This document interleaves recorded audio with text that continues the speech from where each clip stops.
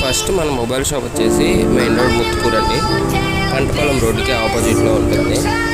ఈ కస్టమర్ వచ్చేసి Redmi 13C finance కోసం అయితే వచ్చాడు.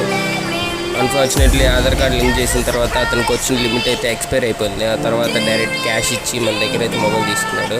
ఇప్పుడైతే ఒకసారి మొబైల్ అయితే లుక్ చూద్దాము.